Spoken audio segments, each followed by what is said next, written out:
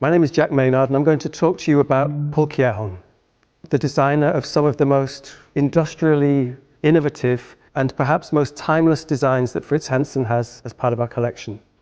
Poul Kjærholm was born in northern Jutland in 1929 and moved to Copenhagen in 1949 to study furniture at the School of Arts and Crafts.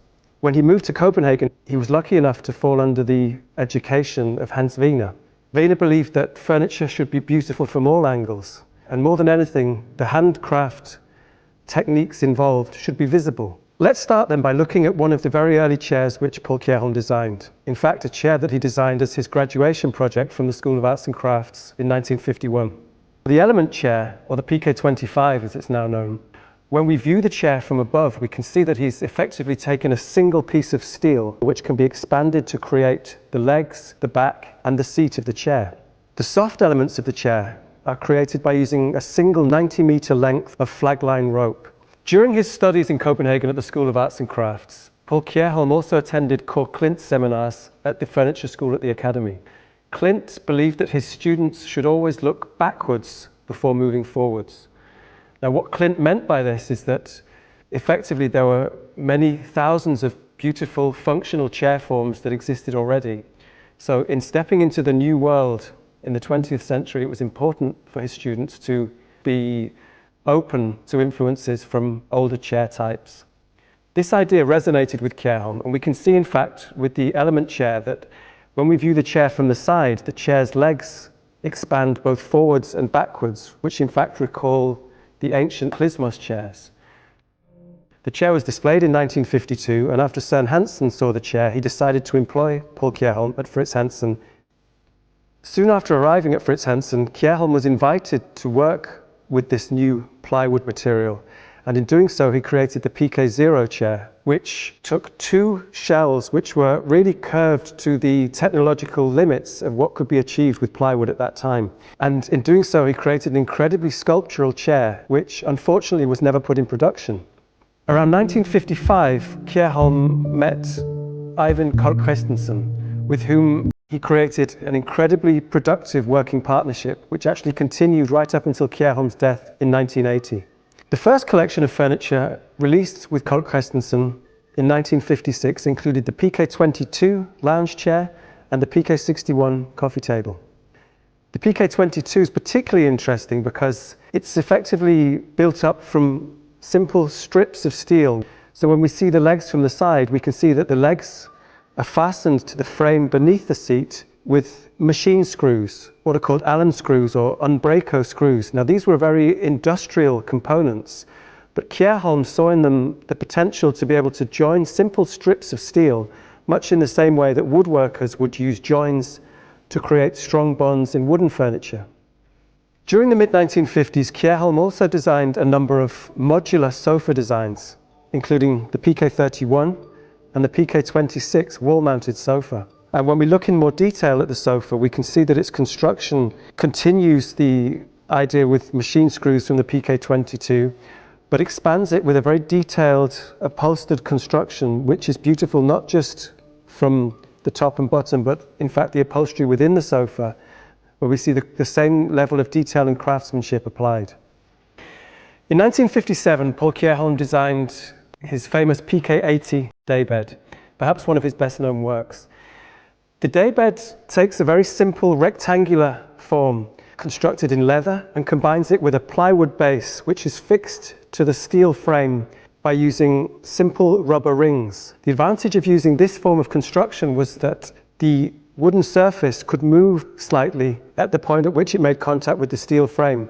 If it had been screwed in place, the chance of course was that it could be broken or it could crack. Kjærholm often used an entire year on a single piece of furniture. The PK9 chair is a great example. The story goes that his wife, Hanne Kjærholm, left a print in the sand on the beach, which Kjærholm recognized as the perfect seat form. He later asked Hanne to sit in containers of clay in order to make molds to create the perfect dining chair form. What Kjærholm then did is used repeated strips of spring steel to create the support for the human form. The fact that the chairs open outwards onto the floor draw the attention to the wider space. The PK54 table from 1963 is perhaps Kjærholm's most simple geometric construction. He combines a cube of stainless steel to create the base section with a simple circle of marble or granite for the surface. By reducing the dining table concept to these two forms, Kjærholm draws the focus entirely to the materials. To expand the size of the table surface, Kjærholm developed the PK54A expansion ring, made from solid maple. The idea being that the size of the table could be expanded in the most elegant way possible. In 1965, he developed the PK24 chaise longue. The interesting thing about the PK24 is that it's effectively a kind of hammock chair. What Kjærholm does with the PK24 is to use the friction between the steel cradle of the chair and the plinth to be able to adjust the chair. This means then that the user can adjust the chair and still be able to sit comfortably at a variety of angles. As ever, Kjærholm was seeking to find the slimmest profile possible in his furniture. By using woven seats in his furniture, he was able to illustrate his fascination with the inherent strength of wicker as a natural material. The other important thing with wicker is that, like leather, marble, and all the other materials Kjærholm worked with, it will age beautifully and take on a patinated finish over time. There are very few pieces of furniture using wood in Poul Kjærholm's collection at Fritz Hansen. In 1957, he designed the PK11 chair together with the PK55 table. When we look in more detail at these chairs, we can see that Kjærholm has used this concept of strips of steel, in this case in sort of vertical columns, to produce the legs of both the three-legged chair and the table.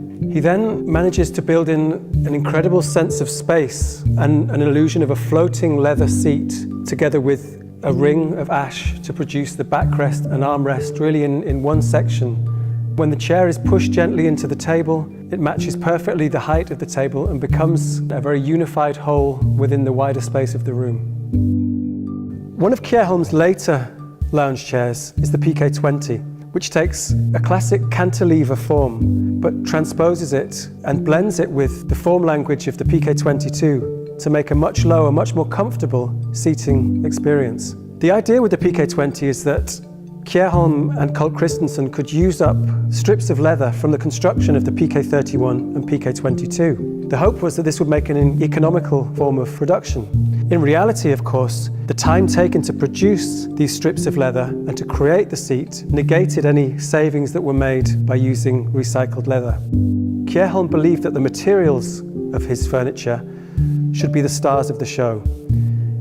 Although he was an incredibly innovative and ingenious designer, to his death he maintained that it was the materials and their surfaces that were more interesting than the designs themselves.